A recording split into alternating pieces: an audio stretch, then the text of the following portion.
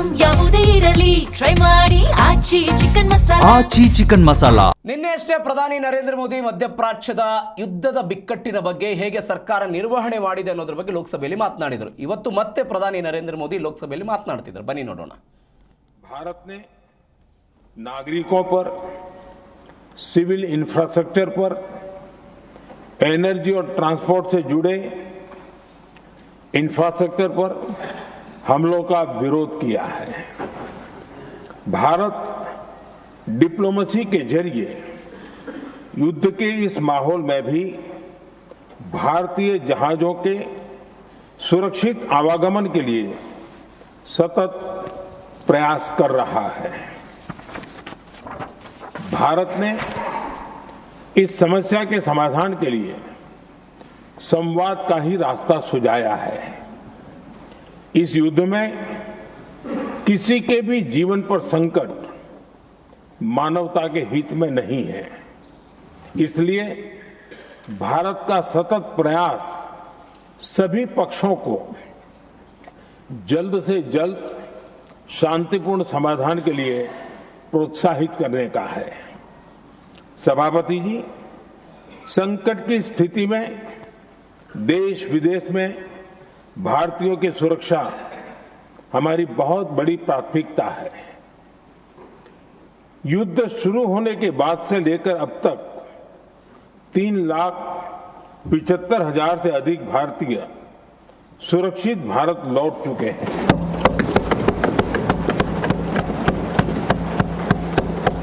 Iran से ही अभी तक 1,000 से अधिक भारतीय सुरक्षित वापस लौटे हैं. इनमें 700 से अधिक मेडिकल की पढ़ाई करने वाले युवा हैं. हमारी सरकार संकट के इस समय में पूरी संवेदनशीलता से काम कर रही है. सभी देशों ने वहां मौजूद भारतीयों की सुरक्षा का पूरा आश्वासन दिया है. हालांकि ये बहुत दुखद है कि हमलों के कारण कुछ भारतीयों की मृत्यु हुई है और कुछ घायल भी हुए हैं. ऐसे मुश्किल हालात में परिवारजनों को आवश्यक मदद दी जा रही है. जो घायल हैं उनका बेहतर इलाज सुनिश्चित कराया जा रहा है. सभापति जी, होर्मुज स्ट्रेट विश्व व्यापार के सबसे बड़े रूट्स में से एक है. विशेष तौर पर कच्चे तेल, गैस और फर्टिलाइजर से जुड़ा परिवहन इस क्षेत्र से बहुत बड़ी मात्रा में होता है. युद्ध के बाद से ही होर्मुज स्ट्रेट में जहाजों का आना जाना बहुत चुनौतीपूर्ण हो गया है. लेकिन विपरीत परिस्थितियों के बावजूद हमारी सरकार ने संवाद से, कूटनीति के माध्यम से रास्ते बनाने का प्रयास किया है. प्रयास ये है कि जहां से भी संभव हो वहां से तेल और गैस की सप्लाई भारत पहुंचे.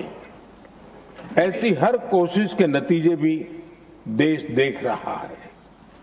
बीते कुछ दिनों में दुनिया के अनेक देशों से कच्चा तेल और एलपीजी से भरे जहाज भारत आए हैं.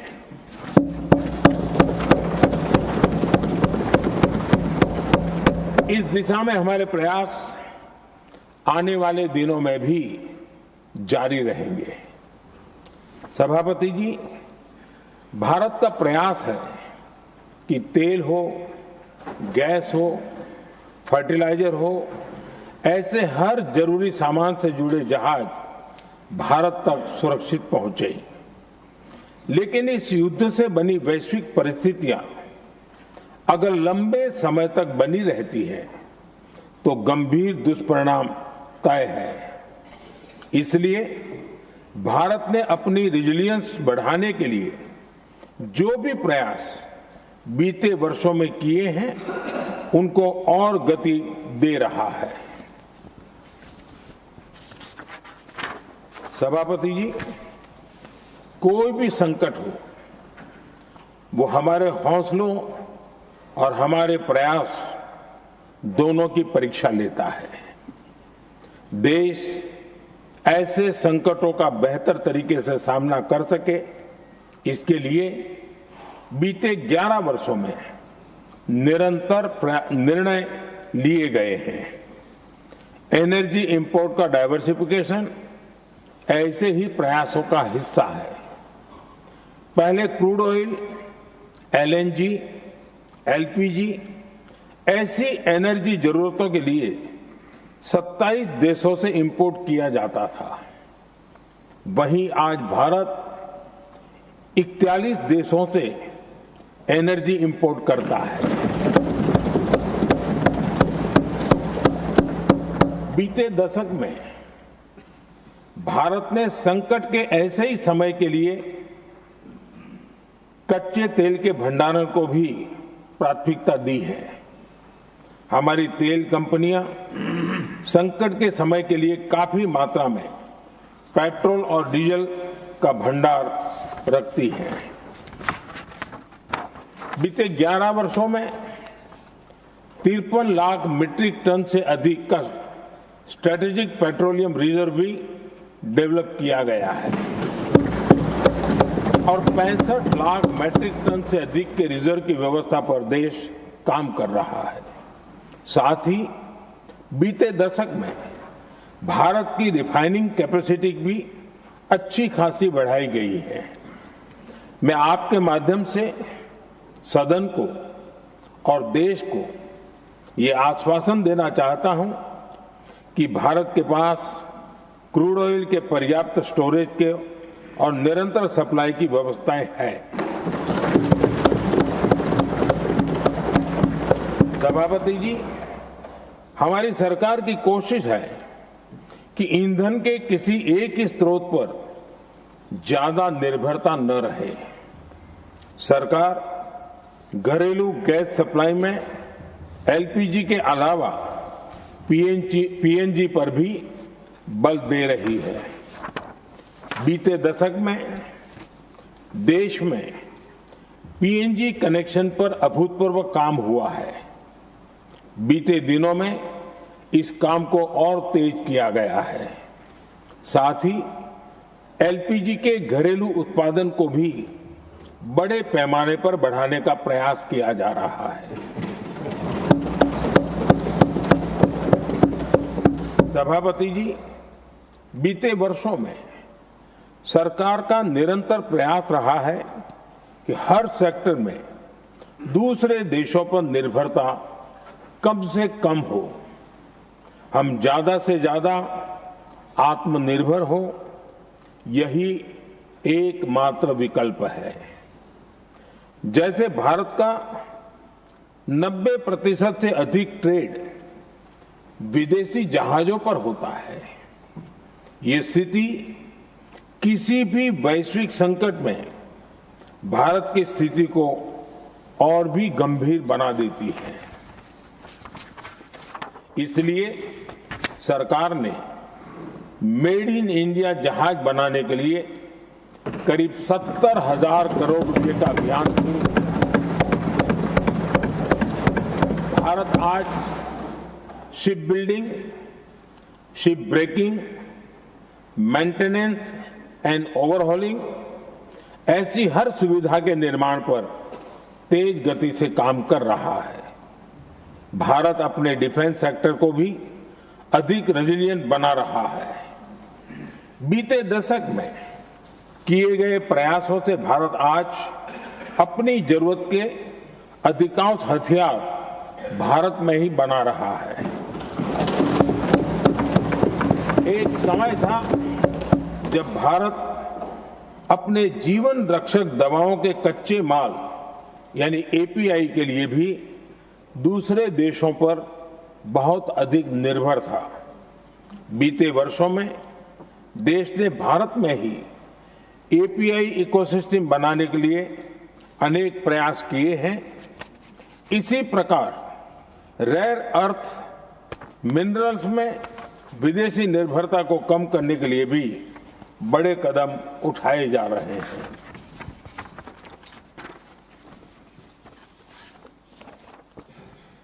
आदरणीय सभापति जी, वर्तमान संकट ने पूरी दुनिया की इकोनॉमी को हिला दिया है। अभी तक पश्चिम एशिया में जो नुकसान हुआ है उससे रिकवर होने में भी दुनिया को बहुत समय लगेगा।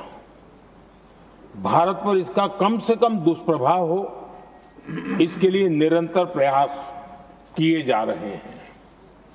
हमारी इकोनॉमी के फंडामेंटल्स मजबूत हैं और सरकार पल पल बदलते हालात पर नजर रखे हुए है। सरकार इसके शॉर्ट टर्म, मीडियम टर्म और लॉन्ग टर्म ऐसे हर प्रभाव के लिए एक रणनीति के साथ काम कर रही है।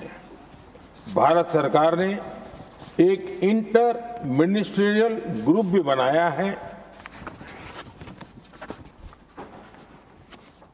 ये ग्रुप नियमित मिलता है और हमारे इंपोर्ट एक्सपोर्ट में आने वाली हर दिक्कत का आकलन करता है और ये ग्रुप आवश्यक समाधान पर भी निरंतर काम करता रहा है।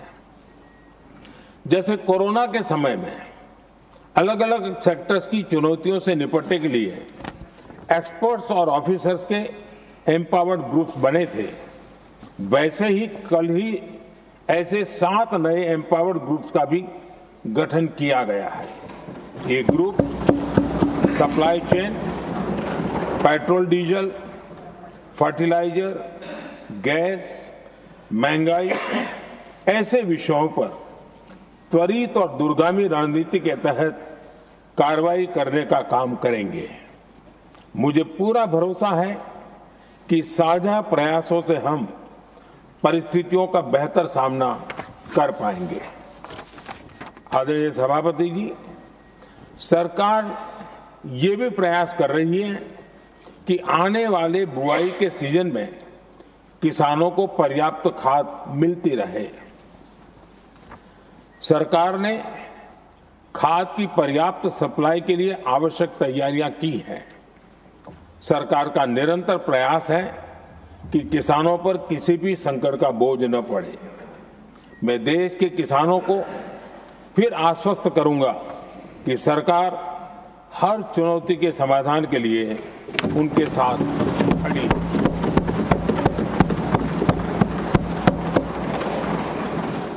आदरणीय सभापति जी, ये राज्यों का सदन है। आने वाले समय में ये संकट हमारे देश की बड़ी परीक्षा लेने वाला है और इस परीक्षा में सफलता के लिए राज्यों का सहयोग बहुत आवश्यक है। इसलिए इस सदन के माध्यम से मैं देश के सभी राज्यों की सरकारों से भी कुछ आग्रह करना चाहता हूं। संकट के समय गरीबों पर